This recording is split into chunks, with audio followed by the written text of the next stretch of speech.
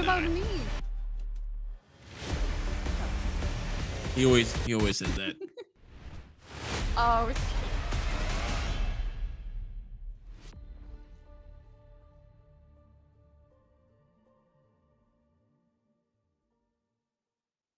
Guys, welcome in to episode 166 of the Scope FPS podcast. You guys are so lucky. We are so blessed around here. We got 2 guests in 2 weeks.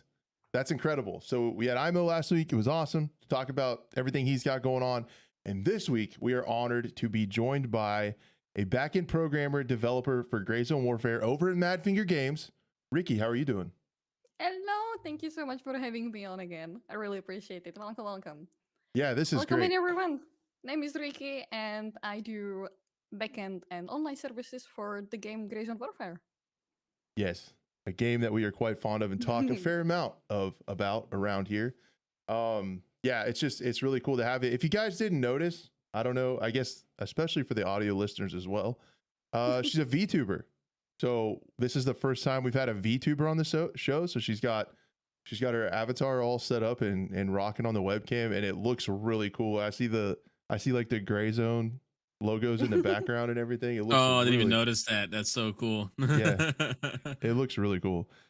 So she's here joining us. If you guys aren't on the live show or watching on the video, if you are on the audio version, you can check out her content, her link to her Twitch and her X, Twitter, whatever. I have such a hard time calling it X still to this day. No one does. Dude, okay. I still want to call it Twitter. Can we still do Twitter? We can do that? Yes. Yeah. Okay. Yeah. Thank you guys.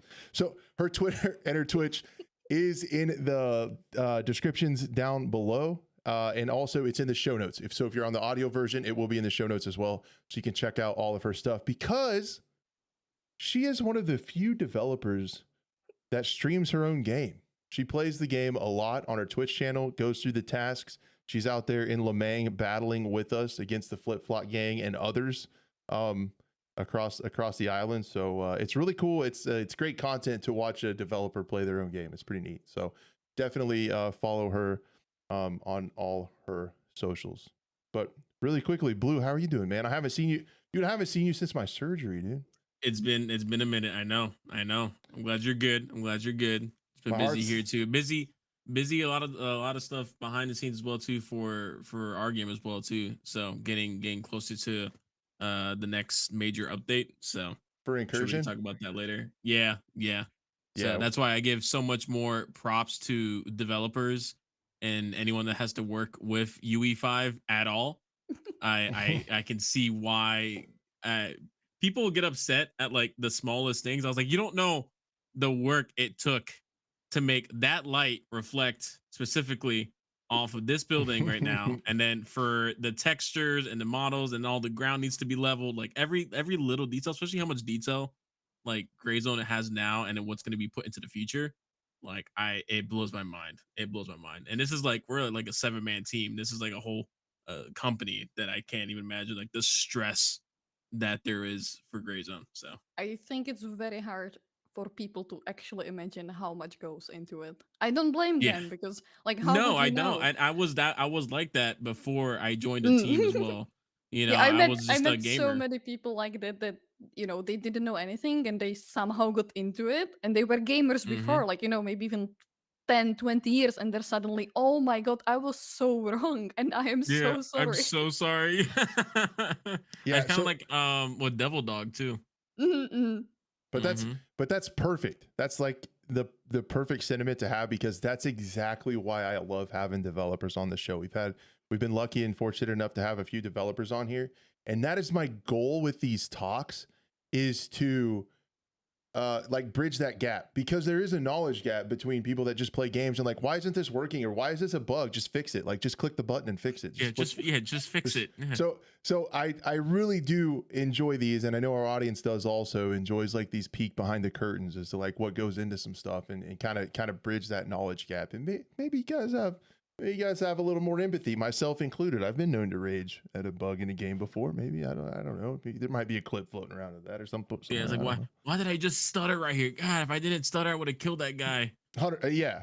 It's either if I die in a video game, it's either lag or they're It's not. cheating. Like that's just the Yeah, two it's not. reasons. It's not It's not skill. my It's not fault. skill gap whatsoever. Yeah. Mm, It couldn't be me. So it's not my fault. making games definitely changes your experience playing games. I That's was what Like I, gonna say even too. Not too many developers play their own game, like you said earlier, too. Crash, and just even especially when I play with the devs on my team, mm, I'm usually like the one carrying them.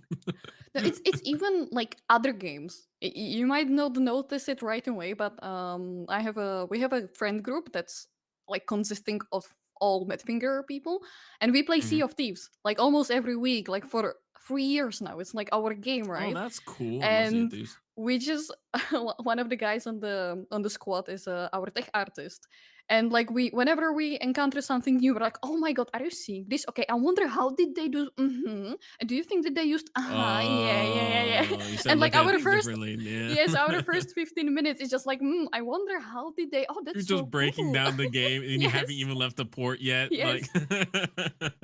yeah. So that's one of the questions I had for later because I want to kind of start at the beginning, get through there. But since we're here, whatever, who's keeping score.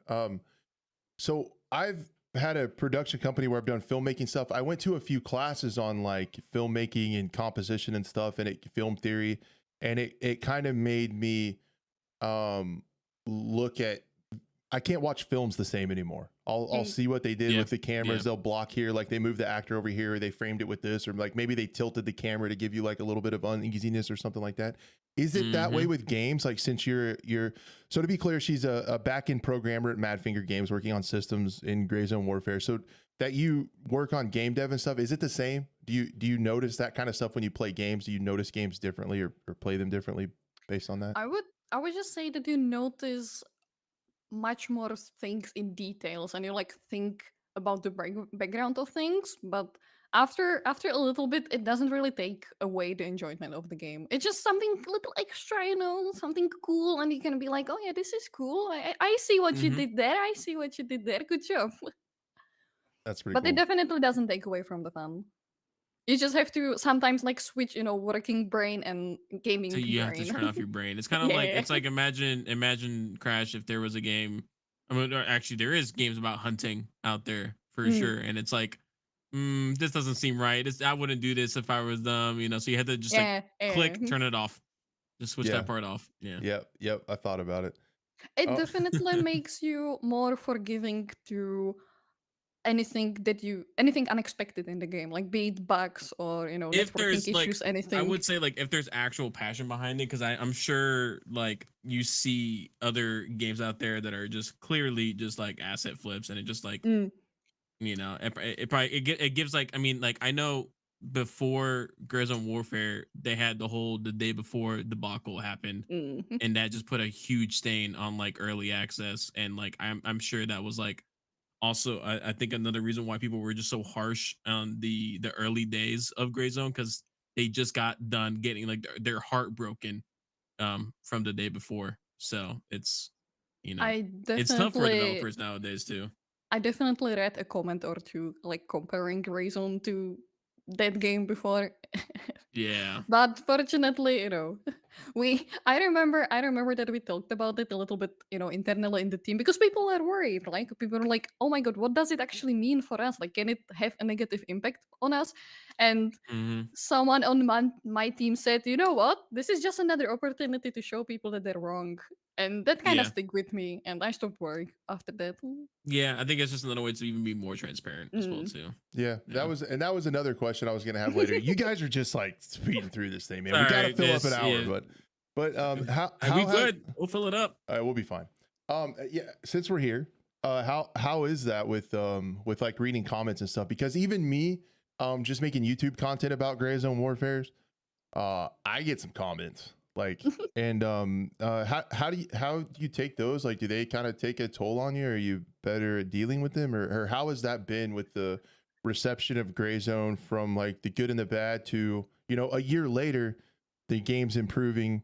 How has just all that feedback been taken? I would love to say that, I'm mentally stable enough to just read them and be like, that's cool, whatever. Someone said something on the internet. There were definitely periods of time where it got to me.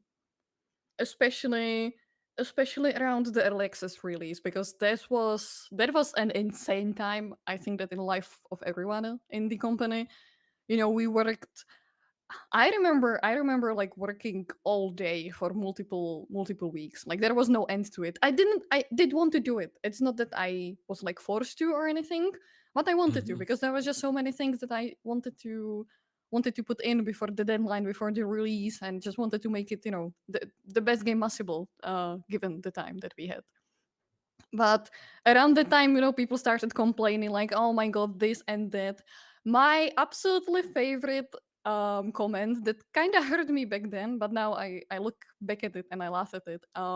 We did a little live stream a little bit after the early access release, and it was basically Rick coming onto the stream and like interviewing really short interviews, like 5-10 minutes, with a bunch of different people from the company, to just kind of let people know, okay, what's happening now, what are we doing, what's gonna happen. And I was one of the people there, and I just talked about, we had server capacity issues.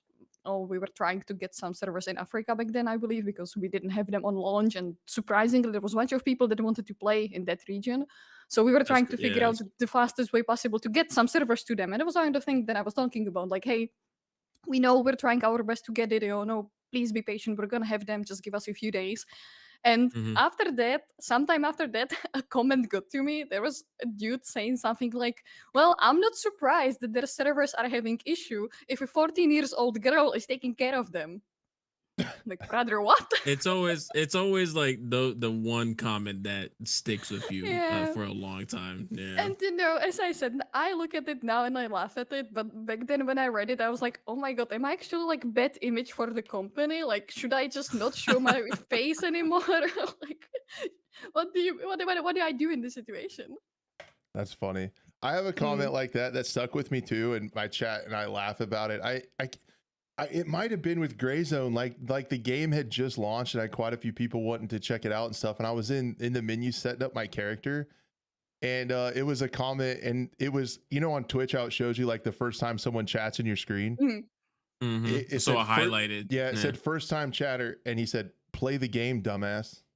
And like, I was just like talking to chat and setting up my character. We were chilling and having a good time, and like, so now all the time when I'm yapping, like the friends of the channel, like OGs that have been hanging around a long time, will say, "Play the game, dumbass." Like, we just, at first I was like, bro, like, holy, But like, now it's an inside now joke. it's a meme. Yeah. But like, Well, it was just funny, like the very first time you've ever I said have it. something very I have similar, a sorry, go for it. but in my case, it was my own sister. Oh geez, now when it's a My family. No. Yeah, my own sister. She's like 13. She's quite young, but she sometimes stops by the stream. And I was yapping before starting the game, and in caps lock, one day she literally comes on the stream and like, start playing the game. I'm bored. Yeah. Like, okay, And okay, you're I'm just, sorry. Oh no. and you're just like, sorry, so sorry, thank you. Yep, Yeah, right away, ma'am. You got it. You're the boss, not me. and bunch of the people that were there in the chat, they just remember and they remind me. They repeat the sentence from time to time, but I Yeah. If you kind end of up talking forget too and much, just just if you talk yeah, just yeah, end up talking just a little bit too much, so like, hey. yeah, I guess if we're gonna talk about all time trolls, the other one was on Facebook groups back when like Facebook gaming was like kind of trying to do something but never really did. I mean, that's a meme in and of itself, but there was when I started out with like doing a lot of Battlefield content, and there was a Battlefield group over there I would post content to sometimes, and for a Battlefield group, they hated Battlefield and everything and everybody. They were just such a hateful group of people over there. And I Sounds about posted right. one, and some guy called me a pine cone. He said, "Shut up, you pine cone." And that's the first time I'd ever been called a pine cone. So I also have a pine cone emote in my chat too, because Aww. I think that's pretty funny to call Is it someone with a your pine face cone. on it? No, not yet. That's a good idea though. I could Right. I could work that out. Man, Blue, that's why you're the I was idea gonna- guy. You got I the was good gonna stuff. ask though about specifically backend programming, like just in case for people that just don't understand exactly what a programmer does. Can you like break it down simple for some people as well too? Hold on. Hold that question. Let me set stuff up really quickly first. So I want to lay a few ground rules with the interview. As we said before, Riki is a backend programmer, Madfinger Games, working on Gray Zone Warfare. She also streams the game on Twitch, so follower and everything, I want to say we are not going to be trying for leaks. We're not going to be revealing anything that hasn't already been officially revealed. We're not going to be doing anything like that. We're going to talk about, you know, what's the systems and everything that's in the game now. Hopefully we can learn some stuff, what goes on behind the scenes. That's the goal of the interview. Some of the challenges, some of the, you know, the things that have succeeded with the game. That's what we're going to go for today. But just so you guys know, we're not, because we were talking about that before we went live, how many times Ricky and I have both been asked about when's the Winds of War update going to launch. So yeah, we're not revealing anything, guys. So if you're here to get like a juicy detail or leak, this is not that. We're just learning more about a game that we really enjoy from an awesome person. So we're not revealing anything. We're just talking about stuff and learning. Dang it. I tried. Sorry guys. So then you watch like the viewers just drops in half, but that's all right.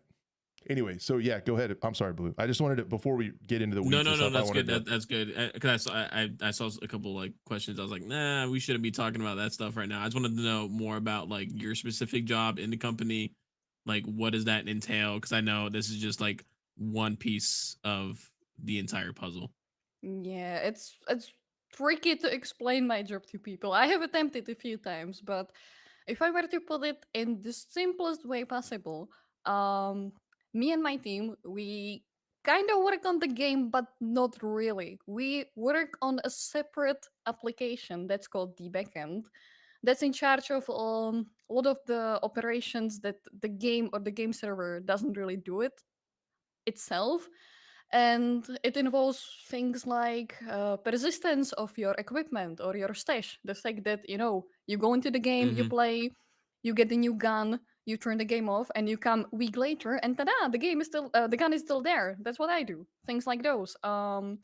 Bunch of communication of web sockets, which is stuff like the messenger, for example. The fact that you can send a message to another player and it arrives to the other player.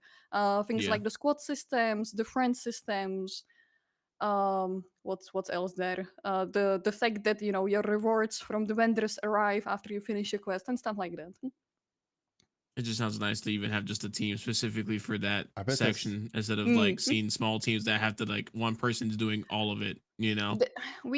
Our work is kind of different from what the gameplay programmers do. Like, one thing we use a I very could tell, different yeah. language, one thing we use very different tools. It's a very Wait, different what language job. do you guys use compared to the gameplay programmers? Well, we kind of work on two lines, right? One of them is the backend application itself. The whole thing is written in Golang. And then we work on the Unreal side as well. That's the part. Whenever I say to people what I do, I say backend and online services. Online services is basically a layer in Unreal that's meant to be communicating with the backend. So we do also write code in Unreal in C++, but we don't really make anything. You know, the gameplay programmers, they make sure that if you click your mouse, the gun shoots. We don't do stuff like that. We just make sure that but you know, you make sure that when you pick up loot, it's gonna stay in your yes. in your inventory, and then you take it back to base. And And we also have to write the code that basically the game is like, okay, you picked up a stuff. I need to let the backend know that that happened, so the backend can actually save that information. I bet that's not complicated at all. I remember I don't really think that when people kind of think about getting into game dev, which, you know, I did when I was in the university, they don't really think about backend game dev as like a career option. I always knew that I wanted to do games, right? I always wanted to do like coding games. I didn't really know which direction. I started out as a tester in Madfinger games. And then I was approached by, back then, the cloud lead, because the team was called Cloud back then. And he was like, hey, I heard that you're interested in programming. I'm like, yeah, I'm like kind of dabbing into it. I studied it a little bit. I would like to do it in the future. What do you think about backend? I'm like, what the hell is backend? And you just went it. You know what? That's like, so funny, because that's literally happening to me right now. Because like I went into the team as just testing the game, playing it, and then I was like, hey, I want to help more. Let me be your community manager and so on and so forth. And now I'm like, hey, level design looks really cool. Like, you know, and then they're like, hey, we'll set it up for you. We'll get you in the engine and everything. I was like, whoa, hold on, wait. Let me wait. Let me we sometimes like to call the QA team, the testers team, like the incubator for game dev because it's true. It's true. Yeah. Like a lot of people, a lot of Just people, waiting. It's a a lot pick of one people out. get into game dev through the testing positions, and it's great because Hmm. sometimes the entry level for tester is a little bit easier than for an artist or a coder or stuff like that. Yeah. Yeah. So a bunch of people do actually start as testers. Like from I'm trying to remember the people that I used to be in the team when I was a tester, they are either not in the company anymore or they are on different teams. So I remember from the top of my head, one girl is currently doing art, two other guys they are doing design right now. One of them is our technical That's artist, and pretty. that's all people that were Oh, testers with me. testers. Oh, that's cool. So, Yeah. so is backend programming? You're saying that's not like a general career field that someone could take courses on. It's usually like you're a programmer, and then it's kind of like on the job training. It's not really a set Yeah, goal that a lot of yeah, people go after. definitely. That's pretty cool. So there's not many of you then, of you backend No. programmer folks. It's actually very hard to find a backend dev, like game dev programmer, because if you have a history with backend, you are Hmm. most likely gonna go for like a corporate job because that's gonna pay you, much more. Let's face it, and you're gonna be doing the same I thing. see. Yeah. And But just actually, managing their server files and their yeah, server issues and yeah, stuff yeah. like that. Yeah. You Okay. can tell that most people in game dev are definitely passionate about their job because I talk about this often with my colleagues, and a lot of them say they could do the same job that they do, but just not game dev, but like corporate.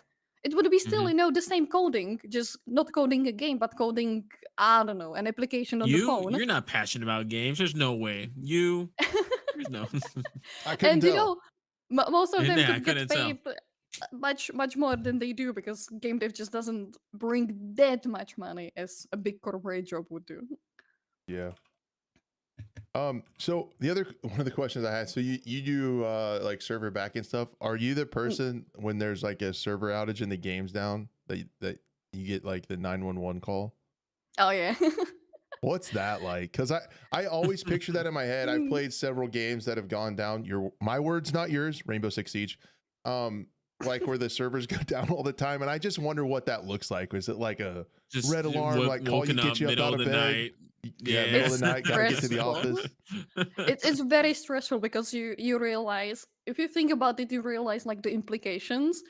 Because everyone else, if something breaks, like there's an issue in the art or there's an issue in the code, we're gonna fix it. It's gonna go out with the patch, all good. But then you are suddenly, the only thing standing in between the game running and the game not running, and it's like, Oh oh my my god, god. the stress on your shoulders. Jeez. Yes. Fortunately, it's now a year after the early access release. Actually, like Hmm. 2 days ago, it has been exactly a year of Grey Zone. And by the time our like automatic tools and like monitoring tools and everything, they are good enough so we can sleep safe and sound. And we know that if something would happen, it would wake us up and we would know what's happening.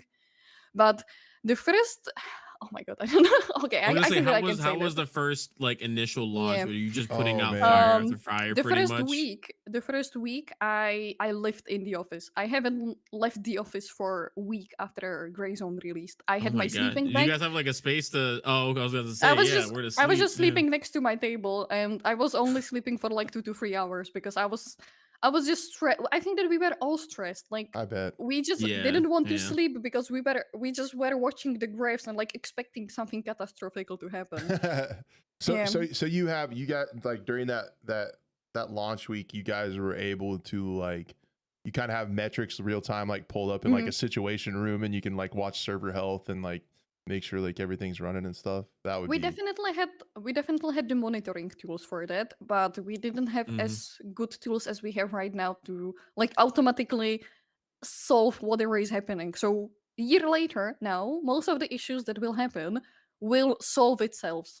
The that's pretty the cool. systems, yeah, the systems know what to do. There has to be like something super unexpected. Like, for example, bad example because that didn't really involve us, but I don't know if you heard there was like a big outage in Spain and France and Portugal In just a few Portugal, days yeah, ago. yeah. Hmm. Yes, and imagine that you had the server there.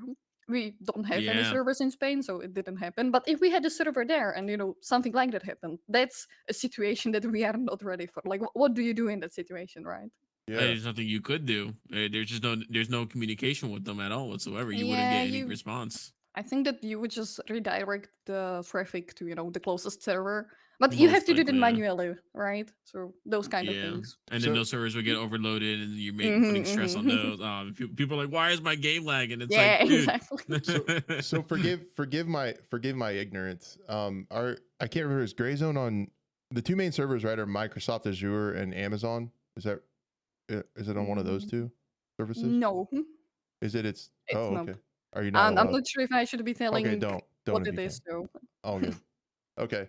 The other question I had, well, it's not really a question, it's more of an observation that blows my mind. So what are some of the things that people don't think about that goes behind the scenes? And where I'm going with this is, like, when I think about all this stuff that has to be kept track of on a server, you have to have player positions. What is that Mm. on the screen? You have to have player positions.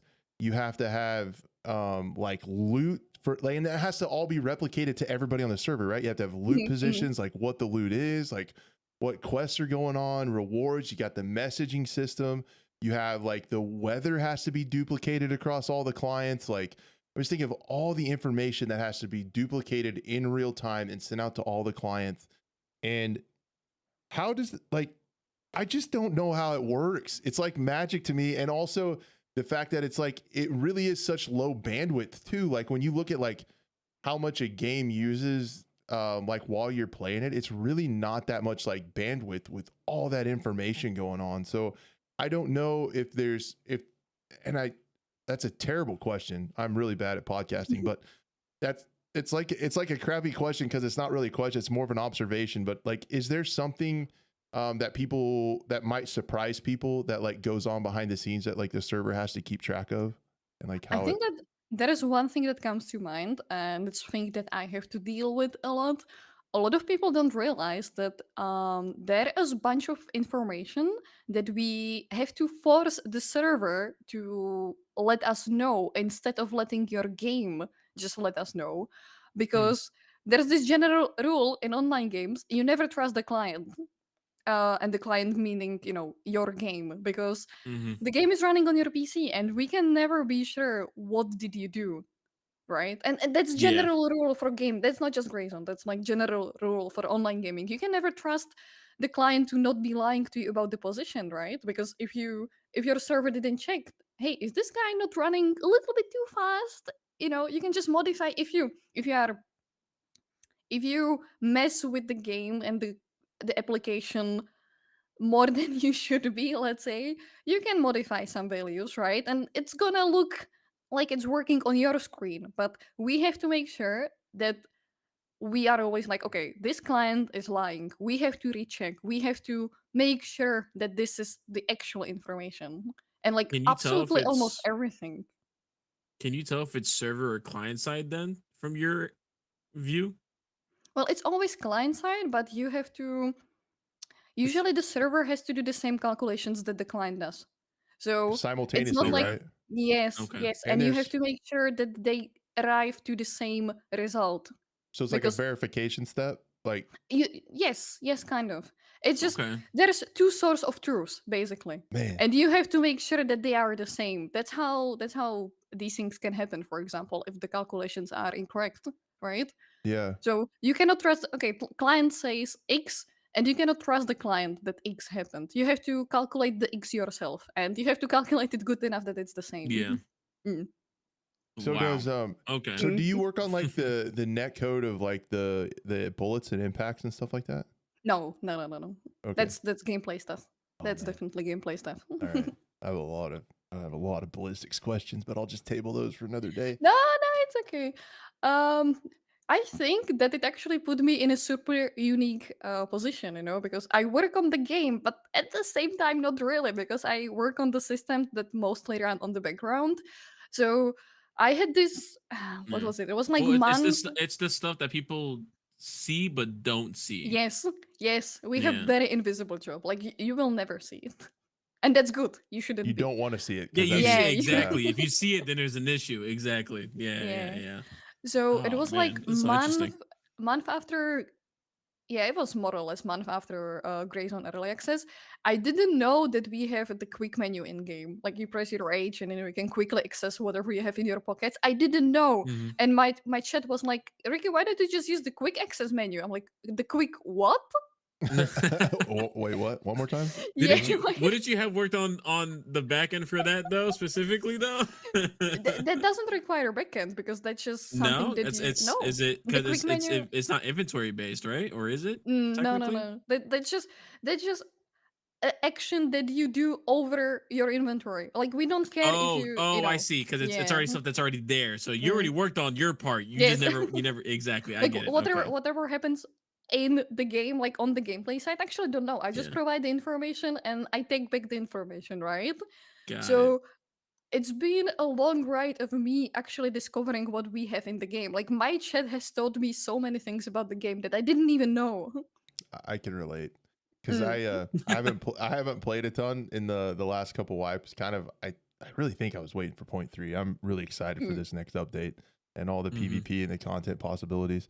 So I've been playing it like the last week or so in the lead up to the next patch, and yeah, I've been a little backseat gamed, but it's okay. We're learning. We're learning. We're getting our Lemang legs back under us, even though I Mm. often do break them when I slide off a hill, but that's Yeah, I fine. think at this point they just make fun of me. Like, hey, don't you work on the game? I'm like, yeah, I Yeah. do, but not It's really. like not you know? really. Yeah. Exactly. But it's great because I really get to. I think that I really get to experience it as a new player. Like I jumped into it not Yeah. knowing anything. I started 0.2, not really knowing much, and being surprised. That's So the cool part. mm, That's why I feel for like the developers and like level designers that are like sitting there meticulously like they don't want to have to also look at it another couple hours after they've already looked at it like yeah. 50, 60 hours, in a week. So I get it for sure. Yeah, I get that too. It's almost like the stream American Truck Simulator sometimes. This is kind of a meme, but I low key love that game.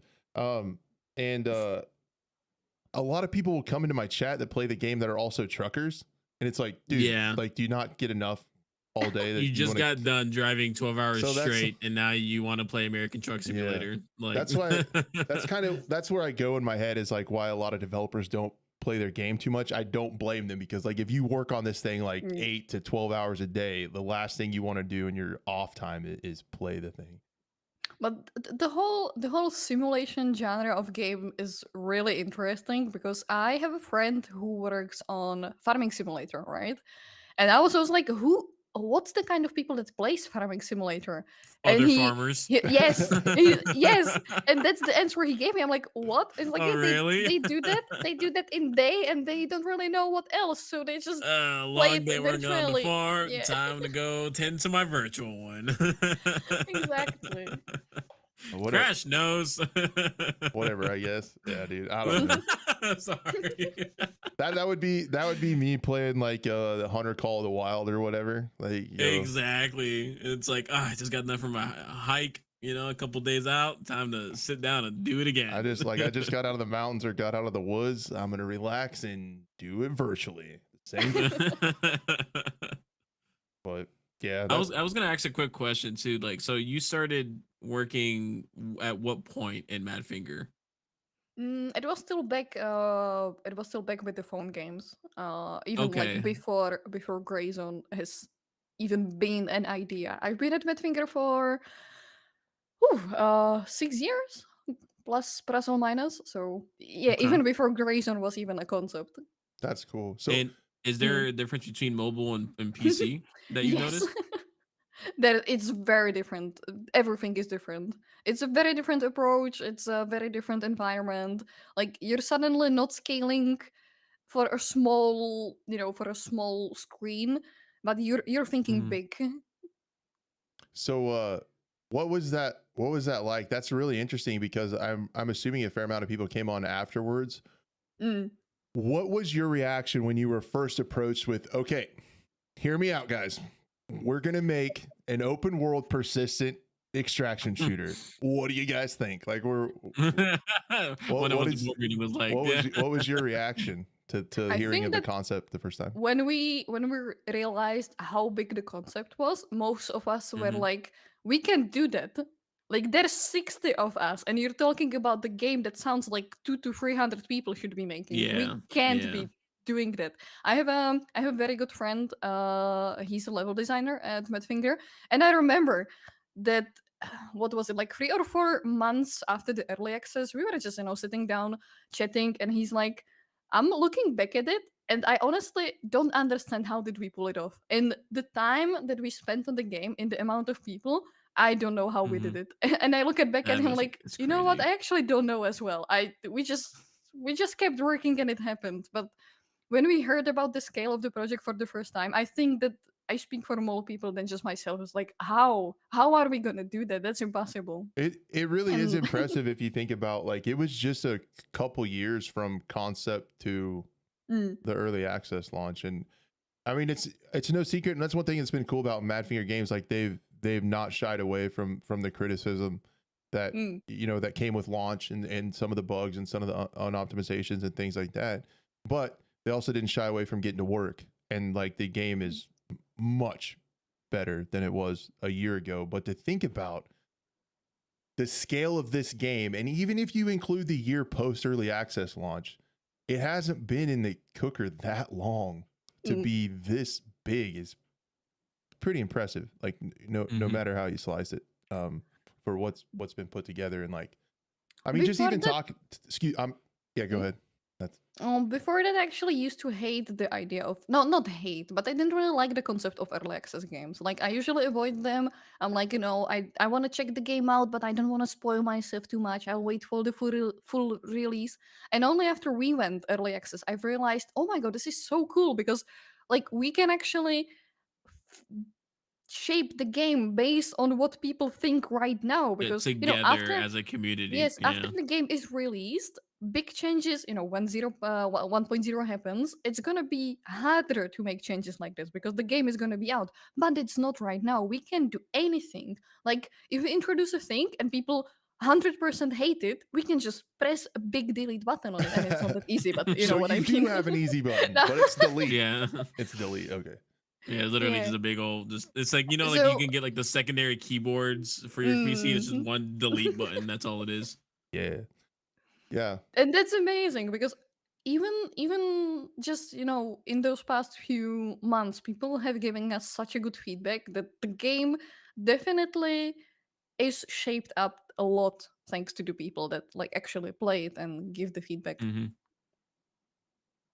Yep. Yeah, Um. I was one of those original very harsh on the game when it first came out, and I was definitely like, "You guys released too early. It shouldn't have been released. We told you. You see what happens." You And want me to now, ban him? You want me and to ban him, Ricky? I'll get yeah, him out of here. go Yeah. go for it. It's fine. It's fine.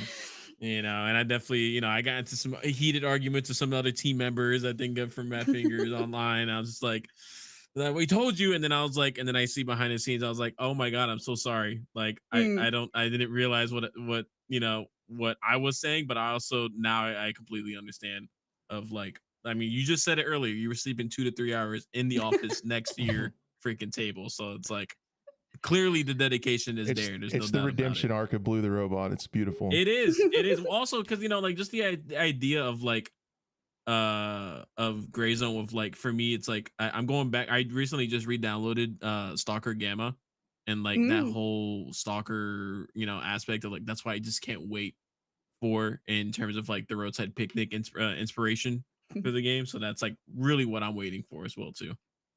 Yeah, and You that's know. and to go along with the flexibility of development that you're talking about, like you guys made the huge change with Mhm. flipping the roadmap, right? Like, so this next update was supposed to be like mostly lore based and task and quests and stuff, kind of alluding to what's going on at Ground Zero, but you guys chose to switch. And I think is that not directly listening to the community and It is. It is. ding dongs like That's one me of the Mm-hmm. examples. Yeah. wanting Mhm. PvP? And I'm personally excited because I know a little bit more about everything that's in the update, but even just considering what the public knows what's coming. I was excited for the lore focused update as well because I am really excited for the lore of the game. But I also feel like at this point, this was a good choice because it's gonna bring in more into the game. Well, it's kind of like your job. You can't just keep putting in gameplay mechanics while fixing up the back end. So, I mean, that's literally, just, it all kind of works out. So, yeah, with that, I'm glad you guys did this, and I kind of talked about it in my video that I did talking about some of the insane details coming to 0.3, and that's like each kind of extraction shooter that's successful kind of has like their own thing, like a special, like something about like unique. And what I've been excited about since the very announcement of Gray Zone and what it is the persistent open world. It's so cool that you never leave the game. You don't spend time in a menu. Like it's always going. Like you're in it as long as you want to be, which is super, super cool. And I really think the changes coming to 0.3 are going to really play off that, because with the cops and the forward operating bases to where I keep calling them fobs, but you guys call them cops. I'm sorry. That's on me. I'll try to do better with my terminology, but I envision a gameplay session where I ride the helicopter at the beginning. Me and the squad, we take a cop in the area that we're going to operate in, and we spend our time there, and we don't have to go back to the main base until we're ready to log off. And like just the thought of that, man, is so cool. And it's been, it's officially announced that this is kind of a PvP centered update. And one of the things that's really, really cool is about the PvP in this game. A lot of extraction shooters that have a timer, the difference between a good player and a new player is you learn timing. I know a team's going to spawn here. I know two teams are going to spawn here. They're going to cross the map about right here. I need to get here, throw a grenade over here, hold that, boom, I'm going to get a kill. That predictability is gone in an open world, and it's really this is one of the few games I can think of that's truly emergent PvP that you never know when it's going to happen. And having these updates that are going to increase that is going to be really cool, because some of the best gunfights that I've had are the ones in Gray Zone where it's just like out of nowhere, and you have a huge map to maneuver on. You had no idea you were going to run into anybody.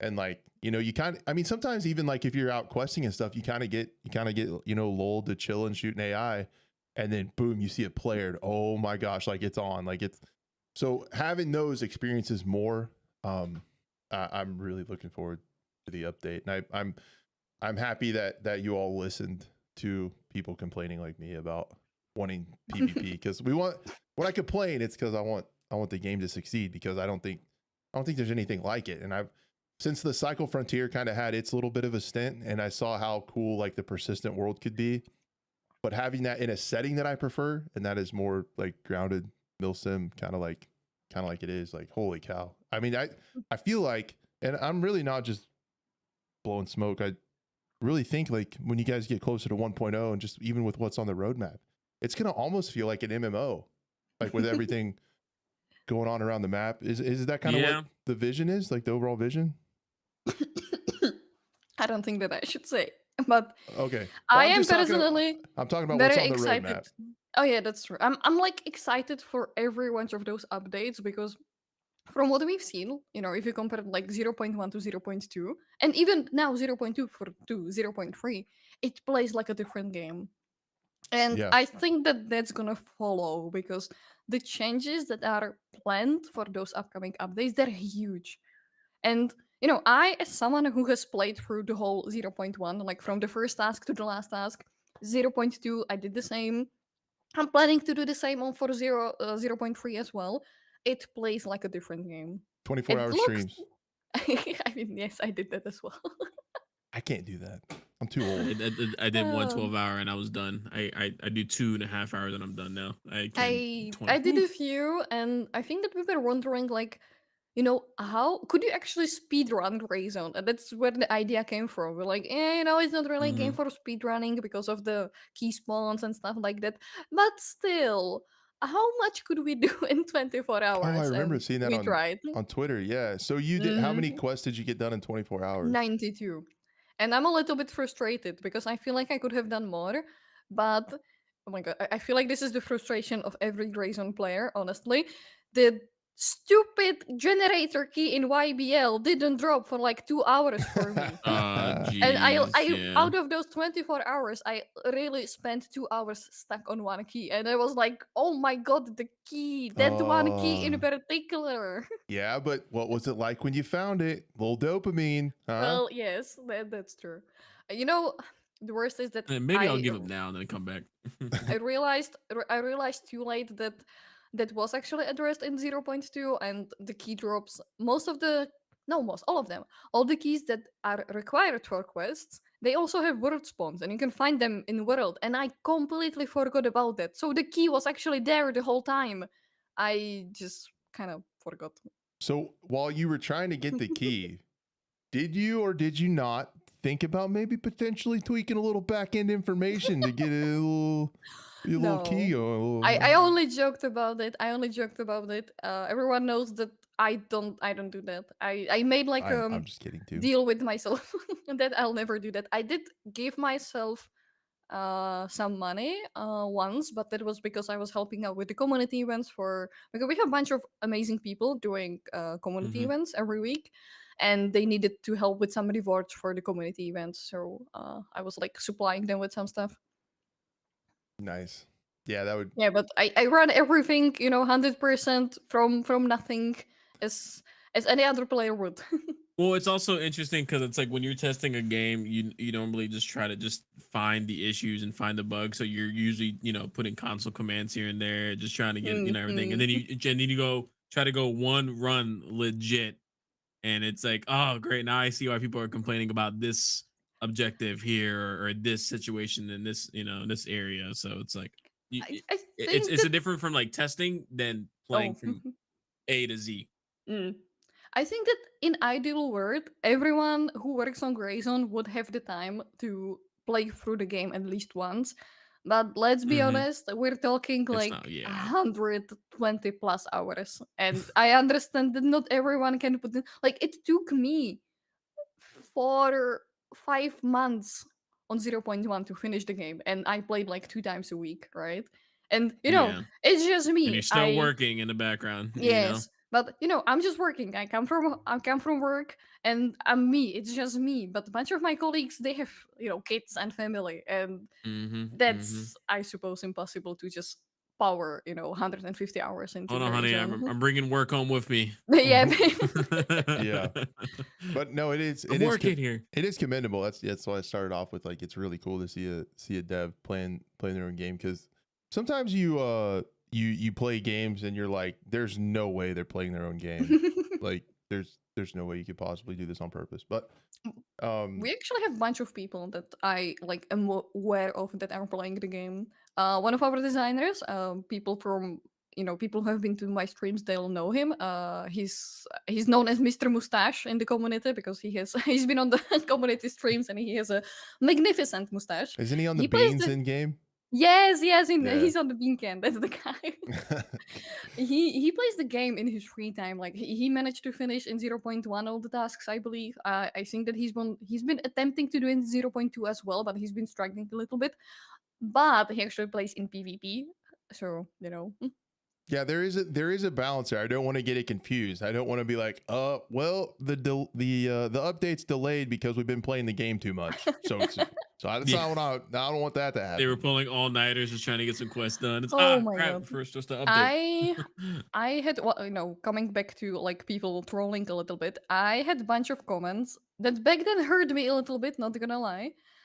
There were a bunch of people that saw me either playing the game or streaming, right? Because you can check my Twitch or even my Discord. It probably says, Riki is streaming Grayzone right now," and there was a bunch of people complaining, "Why is she playing the game and streaming it instead of fixing it?" Oh Oh, my Like, god. my yeah, It's dude, not, yeah. the concept of free time is a thing.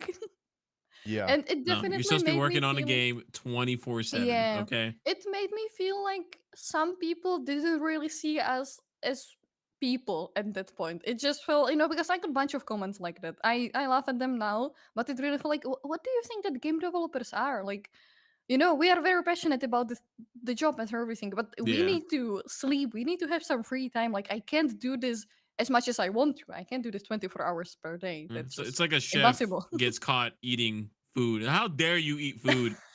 Should be in the kitchen making food right now. What's wrong with you? Yeah, so I was a little silly. Yep. There's a sense of entitlement that's like, hey, I Mm. paid $45 for your game. I own you now. Mhm. It's like, easy, bud. I Mm. pay your salary. Yeah, I paid your salary with my $45. But not to just go over the negative things. I was a little worried, like, what is our community gonna be like? Because I've never built a game from scratch. I don't know anything Mhm. about how do you build a community, and I have bunch of friends, who play, for example, Darkov. I'm sorry, but here we are, right? And Look, we understand. You don't have to say anymore. Just say the word Tarkov. Yeah, got it. All right. and they did talk about, like, how is the community there, right? And in general, I didn't get a good impression. I was like, oh my god, are we just gonna have, is it gonna be like that? Do just extraction Well, shooters have it's like communities like that? it depends on the creator as well too. Like I can tell just by Mm. people in the chat, they obviously are here because they enjoy you and as a streamer, as a content creator. But it's like, yeah, it really just depends from community to community. You know, But overall, there's absolutely, definitely some people that just like, man, I all they do is live and breathe Tarkov. You know. but I don't know how we were lucky. I don't know how much work went into that. I'm not a community manager or anything, but our community is absolutely amazing. And I have said this many times and I will say it again. Our community has definitely made me want to work on the game, like, want to try my best. There was, Hmm. hands down, there was one point, I think it was a little bit before we actually announced Gray Zone. We were working on it for a few months at that point, and I was failing to see the vision. I was working on the game, but I was a little skeptical, and I think that many people in the office were Yeah, because you get that mm, point sometimes for sure. I mean, Yeah, we've understandable. been working on the game for 2 years, and now we're just kind of thinking, are people even gonna play that? Is it gonna be successful? Maybe it's just a bad idea. I'm just like scratch the whole thing. And I feel like bunch of people around me were a little bit, are we really going the right direction? And a few weeks after, we did the reveal, like the first reveal, announcing that Grey Zone is even a thing. And since then, the community and the feedback was so nice. I was like, oh my god, I see it now. It makes sense. And it really made me want to work on the game more and, like, try even better, because it's cool making a game, but it's cool making the game for people that you kind of know, and you, like, talk to them and you get their messages about how they enjoy the game. Yeah, it's been really cool. Hmm. Like people have been really nice to me too. On my videos, like it's the vast majority of people that comment on my videos and hang out in Gray Zone streams are super super nice, and the community leaders and stuff like that. And then they've been awesome, and Rick and Corey and Jacob. Is it Yak? How do I what? I'm Well, stupid. How do you the say it? Czech pronunciation is Jakub, but I'm pretty Jacob. sure that the English version is Jacob. So Okay, well, I'm a dumb American, so I'm just trying over here. it's okay. But the community team has been incredible to me. They've always been awesome, and I've also really respected like Mara and the honesty of Mm. just not shying away from the issues, telling it like it is. Say, hey, we got some stuff to work Yeah. on. We know this is like this, and we're getting to work. So it's cool to see how it's been over a year. The one thing, so I mentioned it a little bit earlier about how my favorite part of the game is the persistent open world server thing, and you work on the back end of everything, keeping track of that. What was that like working on a back end system that for a server that has to constantly run? Like what's that like in the challenges that are approached with that? Because I'm assuming that there's not a lot of people making persistent open world games. It's because it's pain. So It is pain. One thing that surprised me about it, because I came from, I don't know if you ever heard about the games that we used to do before, but there has been games like Death Trigger and Shadowgun Legends, and dead those trigger. games, the big difference for me was that you suddenly need to keep track of everything. there's a lot of bambillions network communication happening all the time. But at the same time, you try to make it as less as possible because that's just expensive. Hmm. So for me, the biggest like struggle while changing from the old games to Gray Zone was like trying to fine tune the perfect ratio of, okay, we need to update absolutely everything, but at the same time we don't want to do it at the cost of your performance. So you are a part of like the optimization stuff. So how closely do you have to work with like the engineers on the optimization and working through like the budget of the systems and how much you have to work on? Are you involved in that quite a bit? We also do our optimization, but I don't think that it's optimization as people like understand it. Like if we Like say frame rate? optimization, yeah, I imagine that people imagine, oh, my game is gonna run 20 FPS better, right? That's not really, what we do, because most of the things that we do on backend, they are running on the background. That's the thing. That's why it's called backend, right? You click a button and you send a request, and everything else, it happens somewhere else, not in your game. So we can optimize, of course, like sending the requests and stuff like that, the Hmm. responses, so that they're not too big and heavy for your game and stuff like that. But most of our optimization happens not in Gray Zone, but in our backend application. So we do, it's just you will not notice it. If you do notice it, then it's bad, because it probably means that response time of something was too long or something like that. Exactly. Yeah. Hmm. You do But you have we okay. shouldn't get into that situation in the first place. Like, you as a player should not really realize that there's any communication happening at all. The game should be smooth for you. That's really cool. Mm. Do you have like I forgot to ask this whenever we were talking about like server outages. Do you have like a red phone, like a president's phone, like a bat phone? Like if there's a server outage? I want to um, picture that. I just want that to be true. You have like we do have bunch of like monitoring tools that could technically, let us know any time of the day, any day of the week, if there's an outage technically. And if that happens, we have like our group chat, we have like our emergency contacts. I remember there was like a big issue that happened a few months ago, and I actually had to open the emergency contacts. I was like, well, I need to call my boss, because like we couldn't, the whole team was in it, and we were like, okay, we have a solution, but we actually need his blessing, because this is a big change, right? And we just want to run it through him. We're like, okay, well, he's not here, what do? We opened the emergency context, and I realized that he didn't include his phone number, but he included his WhatsApp. And I'm like, well, I guess I'm just gonna install WhatsApp, because I never had it before, and I was trying to figure out how the hell do you run this application. And uh then I'm just and he doesn't have my number, so I call him, and it was like middle of the night, and you can hear the confused voice, like, who is this? What's happening? I'm like, hey, boss, it's Huh? me. I know that it's middle of the night, but I need you. hello. Hmm. Yeah, It doesn't happen too often, but it comes with the job. It's gonna most likely happen a few times, and you definitely need to be ready for that if this is something that you want to do. yeah. I think that would be on my mind like all the time. I would probably have a hard time shutting that off. That like at any time, like it could hit the fan and stuff can go down, and you have to get in there and fix stuff. Just because, I think that it's fortunately so rare that you don't really need to. As I said, I can think of in the last year I can think of one situation that like required us, even though it was middle of the night, to actually do something. hmm, well, that's good. That's good that it works that way. I would probably Yeah. stress myself out a lot more than you do because that's just what I do. I have a gift really that I always worry about stuff I don't need to, so I'm good at it.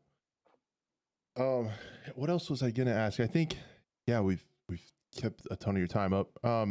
So moving forward, though, the one question that Deebs actually had in chat that I really liked, since you kind of started out programming and then on the job training pivoted to backend stuff, is there a next step? Is there another role in game dev that you would like to get into next? Maybe like moving forward, something else to try I out. don't think so, really. I remember, I remember when I was thinking about accepting like the offer to try out for the backend theme. I was sitting home, I was like pondering about it. I'm like, what do I even know about backend and everything? And back then, we used to have a very cool guy. in the office. He like everyone knew that he was super cool. He was part of the backend team. I was like, that's such a cool guy. You know, he can fix everything, and he still stays so cool. He was just a definition of cool, right? And I remember laying in my bed, going to sleep, still thinking about it, like, and suddenly there was this thought, like, I could be as cool as that guy is.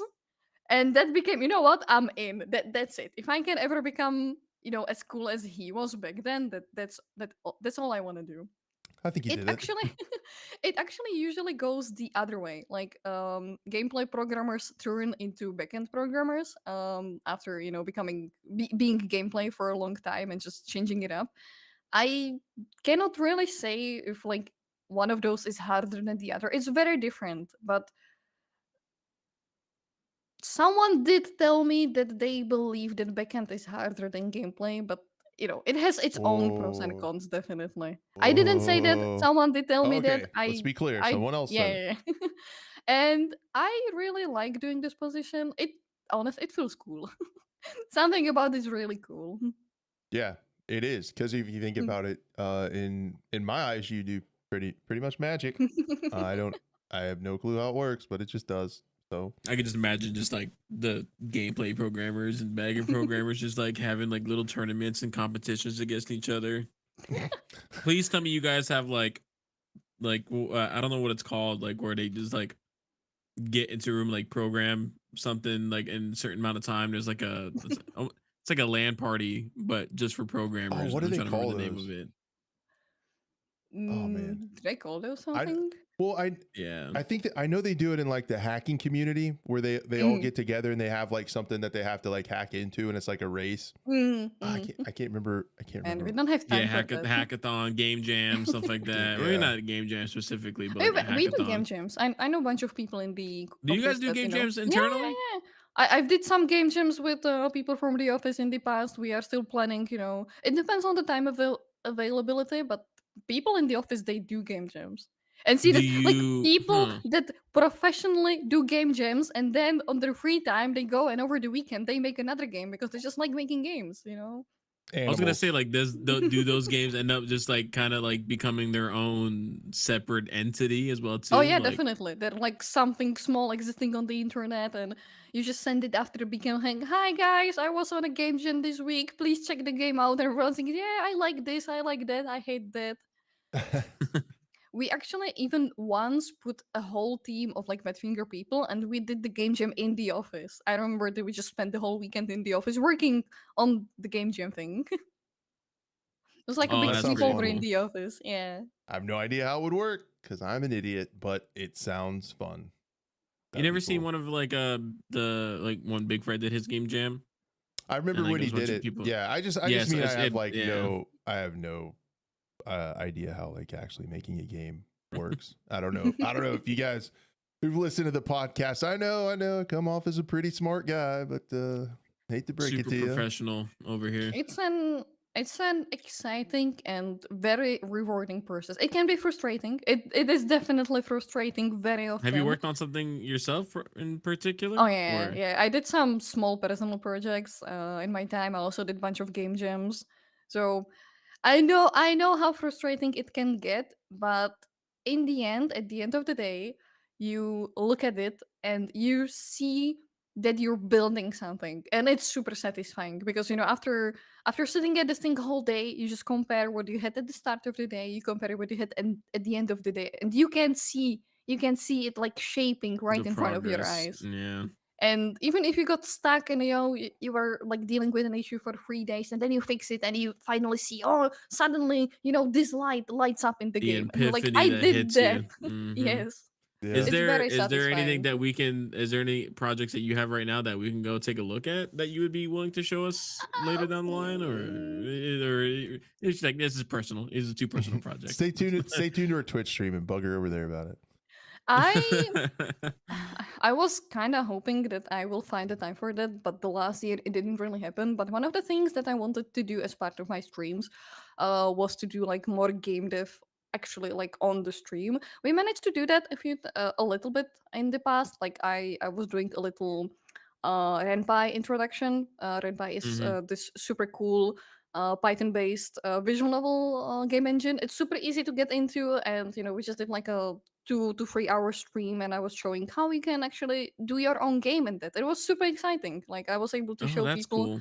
hey, this is how you can do a very, very easy, have like a small game. And I think that the beauty of that was that in those 3 hours, you had everything that you needed to build a very simple game. And it was just like, I don't know how much you guys know about visual novels. It was just a visual novel, so like a lot of talking and story Oh, just like and important like choosing choices. choosing different choices, Yeah, dialogue yeah, yeah. choices, stuff like that. But Yeah. Yeah. anyone with those skills and with that knowledge could go and build a game. I Yeah, also did. you're not gonna make the next, Oh no. Call of Duty in 3 hours. So it's got to Yeah, be super I'm simple for sorry, but sure. no. Yeah. There is sometimes from time to time I meet a person who's like, I have this groundbreaking idea for a game that's gonna be like the next thing. And you're like, okay, let me hear your idea. And then they actually talk to them and you're starting to see, okay, I see that you have the idea. I'm sorry to tell you, it's not gonna be that easy. Or it's like, here, you Yeah. mean this example or this Yeah. example of your so-called groundbreaking idea? Yeah. Mm. I don't want a groundbreaking idea in Gray Zone Warfare. I want after 1.0. You ready? I should not waste Riki's This time with is this. I should say it after she's gone. No, I want to know. Dude, No, you already said it. you You know what start I you want. you You know what I you want, set it Blue. up. You know what set I it want? up. I want a 5v5 bomb mode that takes place on different towns and POIs in the map. Look at it. Look at Yeah. Sue me. Coming Whatever. soon. Roast me in the Confirmed. comments. It's not. I know. It's not that kind of game, but I know. Oh, jeez. I- Did you have to physically get down for your VTuber mom to do No. that as well too? Oh, okay. I have the can just, peaceful- just imagine her just like actually getting down. I got a problem. I got a problem with S&D CS:GO bomb modes. Okay, I still have a place in my heart. All right. Yeah, who? Someone was working on the bomb mode in Arma, the Finn. mod. Who was that? Finn. Where are you at, dude? Come on. Yeah. I just There you need go. a defusal bomb, little one life round timer, and I feel like Ricky. I feel like this is like his addiction in I have a games. He's problem. just like, come on, just please, like scratching his arm. Just give me one bomb, please. I just want to One defuse the bomb. I just need to defuse one time, please. Dang it. Mm. There's Dang. Finn. Okay, I'll never mention it again, and I would like to formally apologize. I'll compose an apology tweet later. And Did someone also real quick in chat mention the name of your little red panda behind you? Oh yeah. Hold up, I can actually bring him up. Hold up. Give me a What? moment. There we go. This Oh is my little gosh. Riot. what's his or her name? What's his name again? It's his name. His name is Riot because Right. Oh, Riot. Yeah. Oh, that's why. Okay, I noticed. Like, I think your background image is flipped. yeah. Got it. Okay. That's Riot. Okay. Hmm. Okay. At some point, my chat has decided that they're a little chaos goblins, and whenever I leave, to get some water or something, they just start rioting in the chat. And so when I was designing this little dude, I was like, you know what? Let's name him something that has something to do with the streams, and that's how he ended up getting his name. Look at the little Aw. guy. Is it gonna be in the game next? That'd be so cute. I am Little in Easter egg. talks with one of our designers to like get a little my cameo into the game, like I was gonna ask, like, picture because of I the know model some or devs they something. put like pictures of like I know because also some creators got some of their stuff. Crash is in the game Yeah. technically as well now too. So cool. You know, I tell- so it's when like when I meet somebody new in real life, I'm like, hey, I'm Crash. I'm a Hey. hydrologist in real life. I have a gaming channel and I'm in Gray Zone Warfare. Like I just I'm in a everybody I video tell that game. to. So doesn't matter. You're gonna know about it. Yeah, there's a few things like that, and I believe there's gonna be more. But I talked to the designers about it, and they still want to keep it, fun Hush and hush. in the game, but not like in your face kind of thing. And I think Oh, that for so sure. far they did an awesome job. Like the picture on the bean can, that's like an absolute. You wouldn't know. You wouldn't know, right? If you're just playing Gray Zone, You just look at it, yeah, yeah. it's just a guy on the can, right? But if you look more into it, that's actually the guy who designed the game. And Oh, that's funny. I didn't even know that. Oh, you Okay. didn't know? Yeah, on the bean can. That's one of our designers. That's so And funny. there's more. Okay, one good example is somewhere in Lamang you can find the pictures of the dictator. That's our office. No, sorry, he's not an office manager anymore. That's our community manager, Vovkic. That's a Oh my picture god, of you made him a him. dictator. Yeah, yeah. And a last thing, and that's probably my favorite thing right now. If you go to Midnight Sapphire, and there's a bunch of villas, right? And all of the villas Mhm. have female names. So we have, Villa Elena, Villa Kate. All of those names are the female employees in the Madfinger games That's at cool. the Okay. point Okay. where the game was being released. So I think that was pretty sweet. I actually didn't know that. So you can even find my villa in the game. Whoa. Then your villa needs to have at least like a plushie somewhere of Riot just in a corner, Well, it just doesn't right chilling. now, but as I said, there's gonna be few. I cannot tell you right now, but No. Save it, save it. I want to be surprised. I want to be surprised. you're It'd be gonna find cool. out soon, and it's That's gonna be cool. super cool. That's awesome. And also, I know like devs put like pictures of like their cats like in photo frames every Oh, now and then and stuff like that. we already I have a think there picture of. was some already, right? There's a dog. Yeah, Yeah, there's a dog of one of our producers. His name is Toto, and you can find like pictures of him somewhere around the Lamang. just hanging out. That's so Yeah. cute. And see, stuff like that, because you have two options. You can go with like stock photos or like, making a random picture of a dog, or you can just take a dog from one of your producers and the effect is gonna be the same on the game, but Just for gonna these AI people. generate it next time. That's Oh all. no. Okay, well, that's You want me to ban him again? um that's like a No, I get no, blank I get it. warning. Trust me. I've seen some really bad like in-game products. I was Oh, like, dude. that's clearly AI generated. Why? There's literally jeez. I don't want to get too much into that, but Mm. Yeah, that's so cool and though. you can, as I Oh, said, you can have a cool picture of Toto. Everyone loves Toto in our office. He's like the office dog, and everyone is happy. Yep. That's awesome.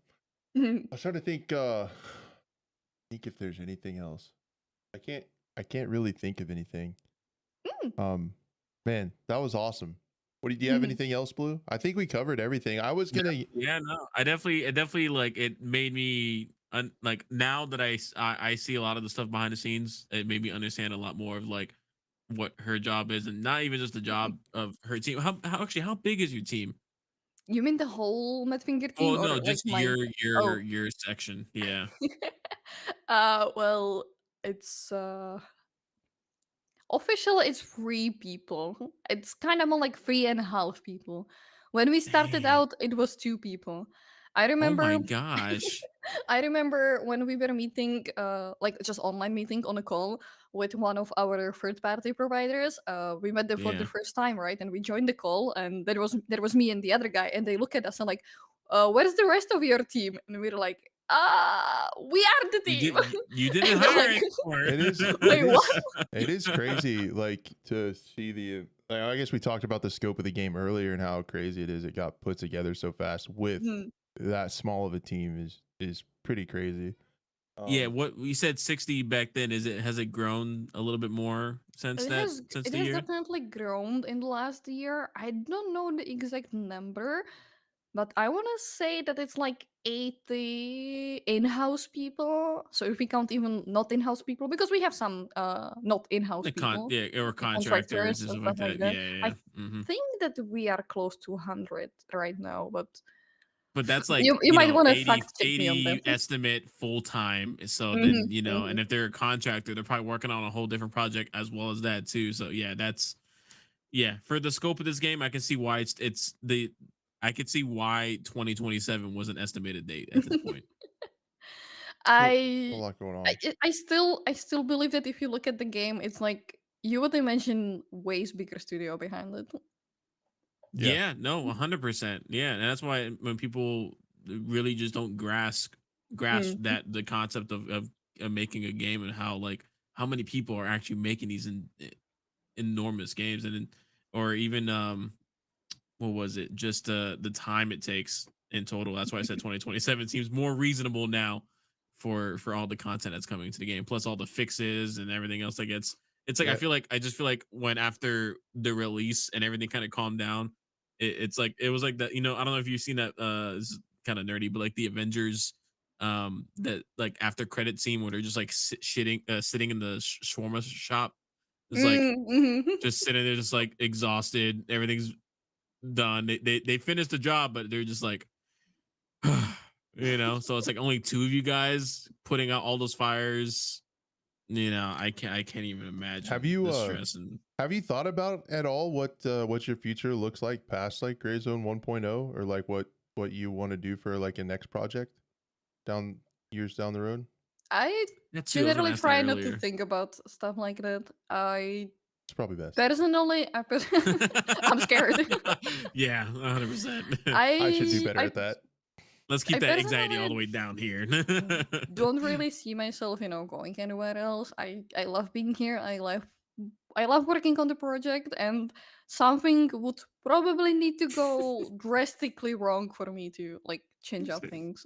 And Gray Zone 2. Gray Zone 2. Gray Zone 2? No. People are already asking like where Gray Zone 2? No. It's gonna be Gray Zone Arena, and it's gonna be an S&D mode. It's gonna take place at different POIs in LeMay. Jeez. The next game is gonna be Gray Zone Arena. Gray Zone Field. Someone suggested that we should go for like Gray Zone Reforged. Make it mod, like an open sandbox for mod. Yeah, like modding. Holy cow. No, That would what actually would be be what would be the name of it? It would be Gray Zone Detonation, and it'd be the bomb. It'd be a bomb mode game. I just thought of the Hey, name. you need to hire this guy when that happens. I'm the idea guy. Yeah, we need names. We need names. We need ideas. That's all he comes in. He just comes in, just like, hey, Gray Zone Detonation, and walks out the room. Doesn't elaborate. Return to LeMay. Yeah, that'd be there's some pretty cool ideas when you start, it's just ideas, funny stuff. But I think that really all right now boils down to how is like 1.0 gonna be like how far we get with it, what's everything gonna be with it. And I think that based on that we'll see what happens after. But right now I think that everyone is focusing, finish the game. Right. What happens Yeah. after, we deal with it after. But you you don't have can't to really overthink these things. right. that's And the way you're supposed to look at it, really. You don't have to comment on this. This is just me saying. I think the way that you guys switched around the roadmap, and also how you said you're kind of dynamic and listen to the community. Like, I feel like there's a world where you guys don't know exactly. I mean, I'm not trying to say it's like it's a bad thing, but like there's some uncertainty in what 1.0 is going to look like, because you're shaping it with the community, and the community has a voice in it. So it's exciting. That's cool. It's exciting. Like some of 1.0 isn't determined yet, and that's pretty cool too for me to think about, like how it's moving forward, and you guys are listening and changing, and I'm ready for some PvP. And I do have to commend our chat. I thought about starting a drinking game when every time somebody asked when 0.3 is going to release, I was like, take a drink. But it really is. It's been pretty good. Oh, you guys are so nice. We have a good crew of people over here in our little corner of the internet. It's pretty cool. So I'm thankful. I'm thankful for the Scope community as well, and super thankful for you taking time to come on, Ricky. It's been and your community coming in as well too. We appreciate all you bringing in your crew and your peoples. And great. 0.31. There it goes. There it is. 0.31. You'll also notice something about my community. If I mention drinking, like if I just mention drinking, it gets pretty wild. So everybody wants that. Yeah, new drinking game. Every time Crash talks about S&D, dang it, that'd probably work. That'd get you. But yeah, thank you so much, Ricky. I don't know. Do we end the show, Blue, or do you want to talk about something? I guess it's after 7. We could table everything for next week when Buff's back, if you want to, Blue, or I think no, not really. Everything's good. I just wanted to say that I've actually been to Prague, and when I was over there in Germany, we took a train over there. So I was like, so I didn't know where you were from, but I was like, that sounds familiar. And then someone in chat said Czech Republic. It's like, okay, yeah. I want to go to Europe one day, man. I think streaming, I did meet a bunch of people from like all around the globe, especially in the US, because most of our players are US based. And I started talking to those people, and I realized how very different it is. Like it actually, from the stories that I've heard, it feels like it's two different worlds, really. It is, but then like you'll be surprised at how small the world is sometimes as well too. Like I literally met one of my friends I met in Germany, and then he was in Florida. All of a sudden, I was like, "What? What?" At the same university. I was like, "There's no way you're here right now." So Yeah, it is. yeah. I mean, I can tell it's different because I'll have European folks come into the chat and they're like, "Are those guns on your wall real?" And I'm like, "Yeah, why wouldn't they be?" That Like, that Oh, definitely duh. took some time to get used to, because now I know a bunch of people that have guns on their. I have a bunch of friends who, in some downtime on their stream, they just take hand cam with their guns and they like take the guns apart and just talk about the guns. I'm like, you guys just own the guns? You I just did that have once. guns at I home? literally did a gun cleaning Huh? stream, just talking, just Yeah, yeah, and it's hanging like out. Yeah. that doesn't really happen around here, right? Like there was one. I will never forget that moment in the office. We sometimes do get weapons in the office, and that's already like, oh my god, the weapons in the office, because we do a bunch of He's the scanning and animations stuff like and that, and yeah, yeah. and scanning the guns for the models and stuff like that. And whenever that happens, it's like big warning email. Hey everyone, we will have real guns in the office tomorrow. So don't touch anything that you shouldn't ooh. be. Be careful, stuff like that. And I Because like remember, and and the American in us is showing. yeah, but like that's a big deal for us, right? And Yeah, yeah. I remember we have an office gym. I go to the office gym sometimes with You guys have an the other office gym? That's people. sick. Yeah, other people from my team, and we arrive in the office, in the gym, right? And I open the door, and like my teammate looks at me. He's like, "Are you seeing what I'm seeing?" And I look around the gym, and suddenly there's a gun laying in the middle of the gym on the floor, Wait, and we're what? like Okay, looking that's confused at each even in American standards, that's a That's a bit little weird. sus. Okay, That's a was it little like weird. was it like It's a not hidden like we're camera just thing? tripping over guns over here. Like, Um, oh, great, another Glock. Whose I Glock is this? I think that it turned out that they were doing some of the shooting in the gym because they needed like something to shoot Hold on, they were on shooting in the gym? like the shots in the camera, not like shooting the Oh, like gun. scanning Oh, it, okay. I thought they were just. Yeah. Oh, like okay. I modeling thought it. they were just taking test shots. Like, I fire. No, You know, no, no, no. we're trying to get And audio indoor reverb audio. You know. and they left the gun there, right? And we're just looking at each other like, okay, so is it a real gun? I think it's a real gun. Like, what do we do? I was just awkwardly staying there with the gun in the middle of the gym, like, Just trying to yeah, I get your don't know, reps man. in. Just like, why is that there?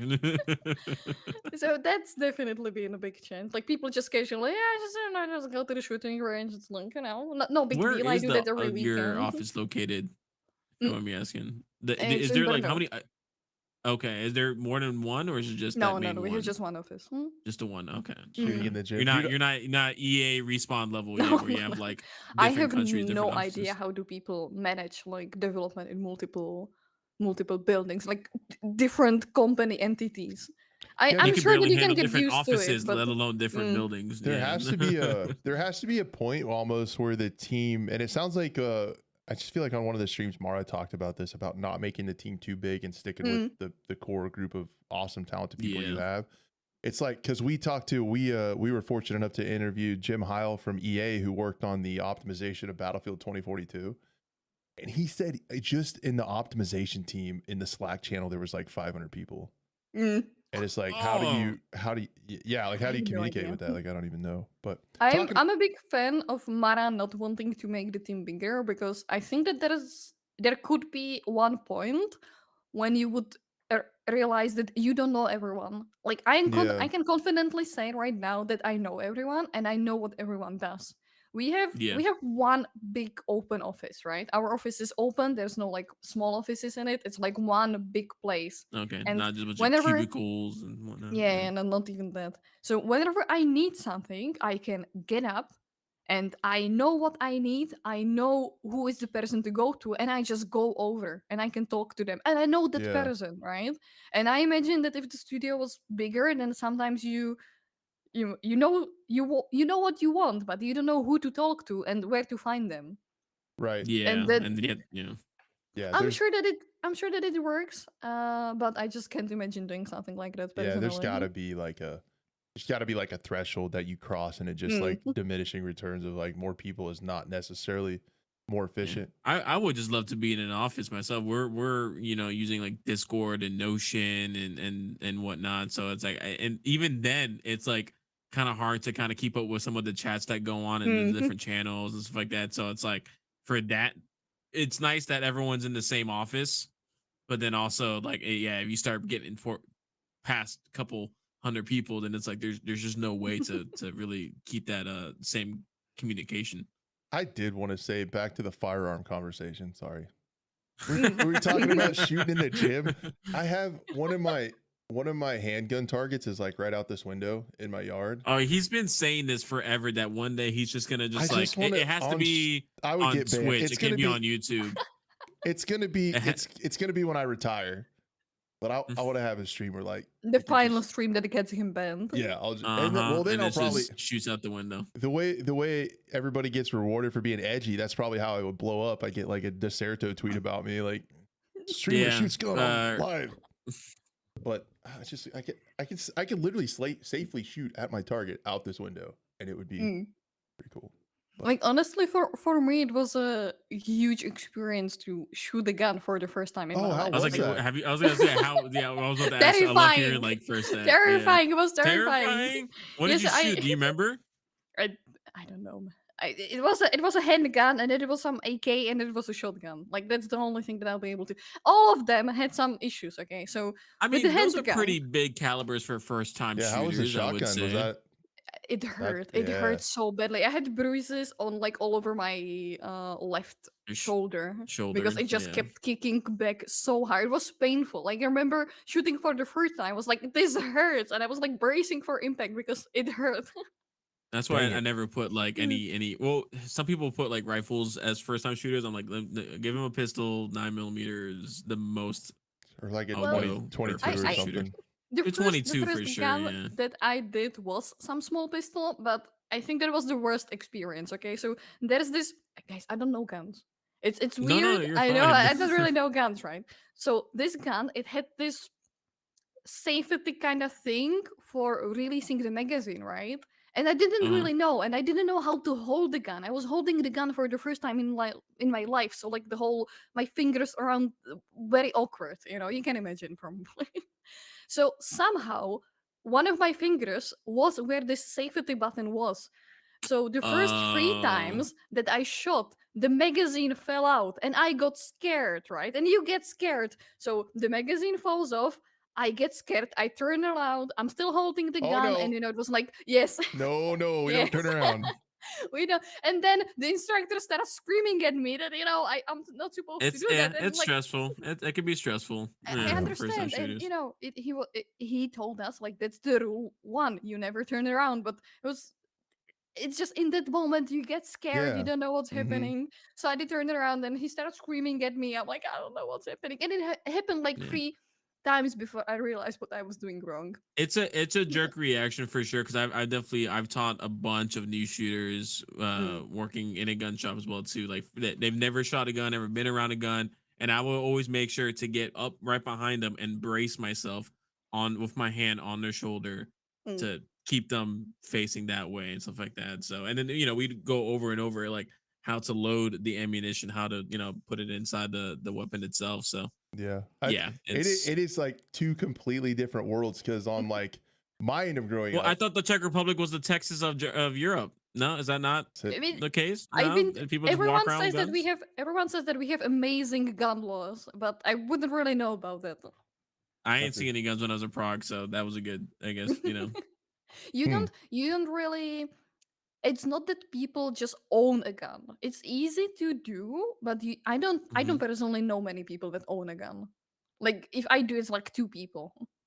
Well, even in America, there's like people that just have friend groups and like in probably like major cities that just have never been around a gun, don't know anyone that owns a gun. So it's definitely. I wouldn't say that this is awesome friend here. groups here. I would say that it's like everyone. It's the country. No, it's the country. Yeah, but I definitely got to try some stuff that I never imagined myself doing. That's cool. For a reason. It was for a lot of us. It was first time experiencing guns. Because Mara at one point was like, guys, you are gonna work on a realistic military shooter, and most of you have not seen a gun in your life before, so we're going shooting. I don't care what That's you cool. think, we're going shooting. Did somebody video that? Because that would be great content to watch. I think that I we feel have like there was a video. I don't. I I think there just was a remember. video Yeah. that, I that remember they like in the posted. lead up, it showed like dev shoot, but there weren't any of the mishaps, which is what I kind No, of no, like. I think that's I don't think they would show the unfortunately- mishaps though. Yeah, I We need to think get a so. hold Did of you get that. to try any like cool tactical gear, any like plate carriers or a helmet Yeah, or something like that? man, I've Mhm. tried so many cool things. We even did things like survive, like military training survival kind of thing. Oh, I got cool. lost. I got lost because Really? we were split in teams, and the whole thing was Okay, like, they did you they did don't. land navigation. No, they gave us a map, and we had to hand in our phones. And at some point, I just kind of got separated from our group, and it was Holy like a cow. middle of the forest, and I got lost. And I remember Wait, one of my they friends. give you a compass and everything? Well, one for a team. So if you got separated from Yeah, the so team, land you had nav. Yeah, nothing. you did Oh, land no. nav. That's cool. Okay, that's sick.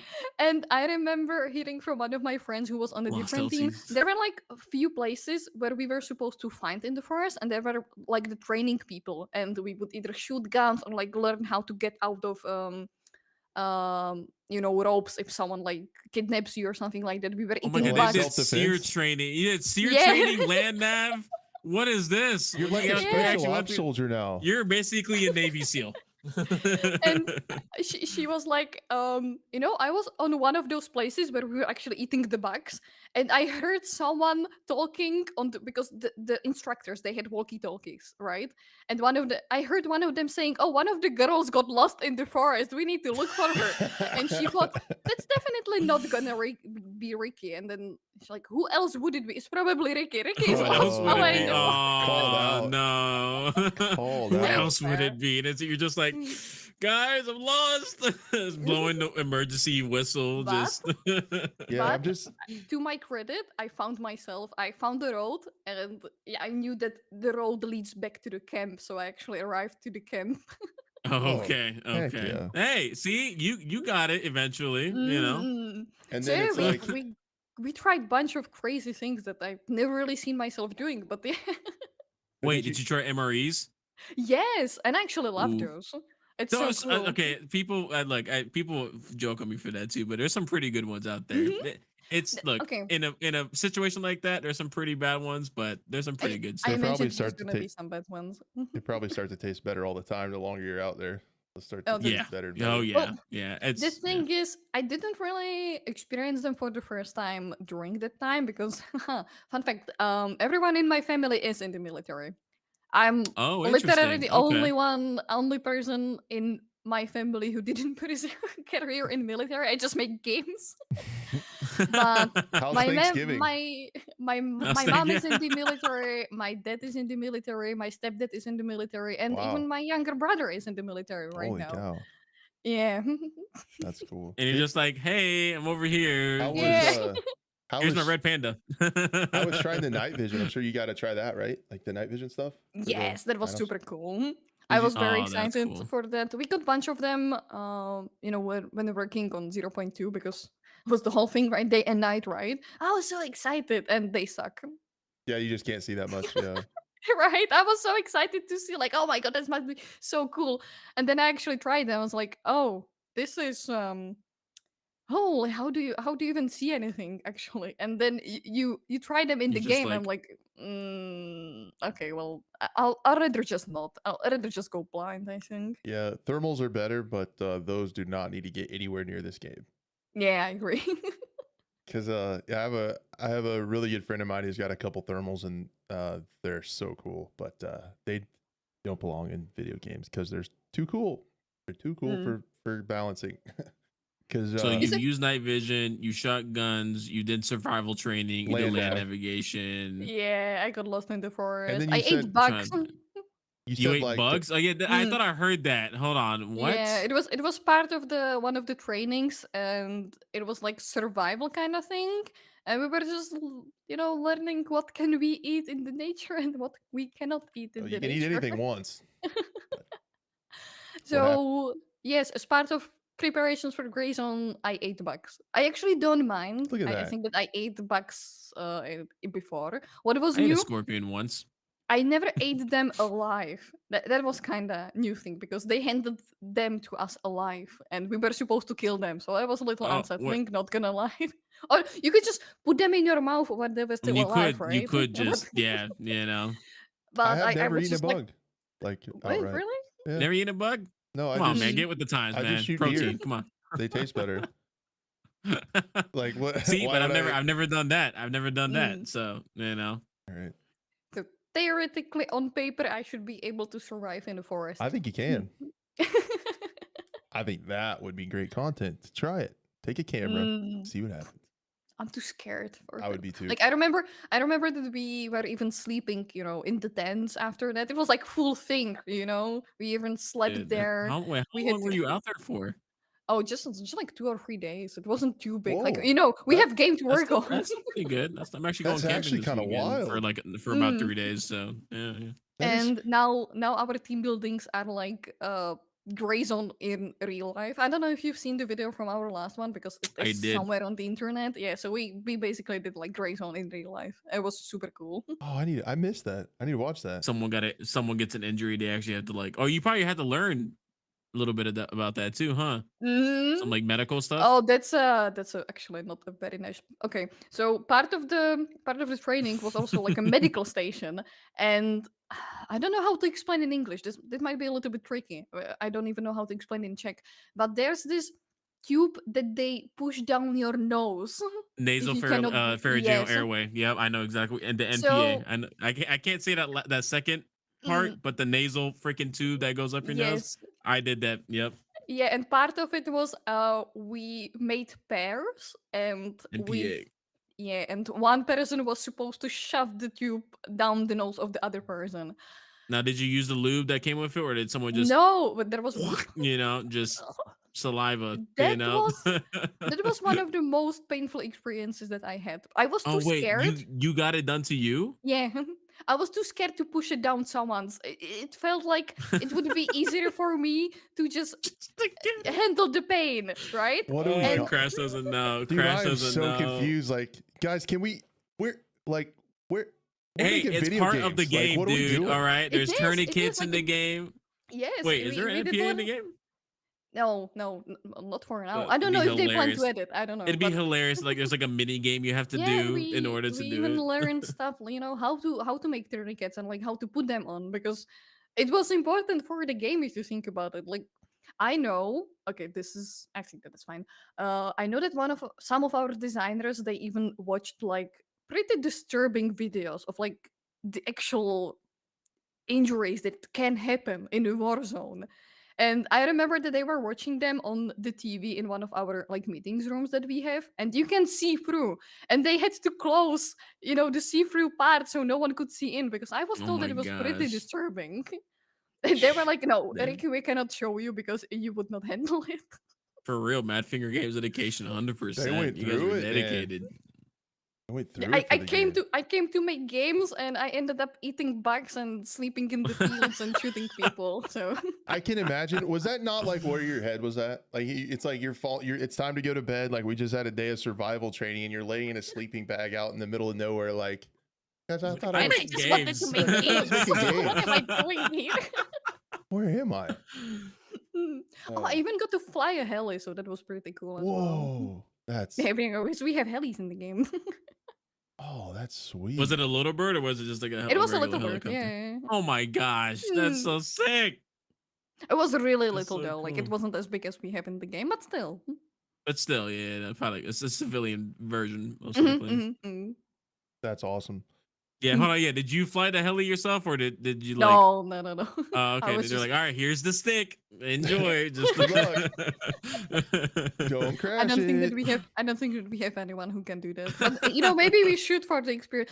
People often ask, like, "Oh, it would be so cool if we could actually ride the helis ourselves. Like, just be the heli driver." I'm and sorry. just- I wouldn't want that. People are gonna kamikaze and tell you enemy Yeah. bases and stuff like that. I understand No. that the idea is cool, but I think that you have to think about it. If you even give a space to people to misuse something in the game, they will. Yeah. Like Yeah. there's Oh, no yeah. discussion. Like, oh, maybe people just will not misuse that. No, they will. There is I mean, someone this, who will. when people were duping wallets in game early on, just Mm. making millions of dollars, just and Like, then giving them out to you don't other have to players. do it, right? Like, there's No, there's a bug in the game apparently, but you don't have to. You can choose not to. And of course, there's still people that choose to. So. a gamer mind, yeah. Mm. Oh man. So, Mm. well, I think that was an incredible show. Mm. I appreciate it. That was awesome. That conversation didn't go where I thought it would, but I'm so happy that it did. I'm That so was sorry. no, it was great. I loved it. So, this is one of my. I'm not gonna lie. This is one of my favorite episodes. Same. That's cool stuff. So yeah, we won't keep Ricky any longer. It's probably like 3 a.m. over there. So I feel terrible, but I'm so Oh, yeah, thankful that's true. for you taking the time to hang out with us Mm. on our little show over here, to take the time to do that, explain what you do on the game, and how you got there is it's awesome. And just thank you so much. And it says a lot about your character to take time out of your, I would say day, but take time out of your night to come hang out with us. And we're very, very thankful. And you're definitely welcome back anytime you want to come hang out. Thank you so much for having me. It was super I fun. am definitely following you on Twitch as well too. I would definitely It's a be good checking time. you out. It's a good time. Yeah, I would vote for Ricky for president, 100%. No. I just want to do my games, man. Yeah, just let me cook. And no politics, just games. That's awesome. Just games. I like But anyway, that. I guys, like that. yeah, thank you so much. If you guys want to share the show around, you can help us out for a lot of ways for free. Be a friend, tell a friend, bring someone back with you next week on Thursday. We will be here. Share the podcast around. If you guys listen to it on Apple or Spotify, you guys can drop a 5-star. That helps us out. And again, please check out Ricky's content. Her links for her Twitter and her Twitch stream are in the show notes or the description, wherever you're at. They're down there. Scroll down, check them out. And we would appreciate you doing that because she blessed us with her time. It was awesome. And thank you so much. And we'll see you next week. Bye guys.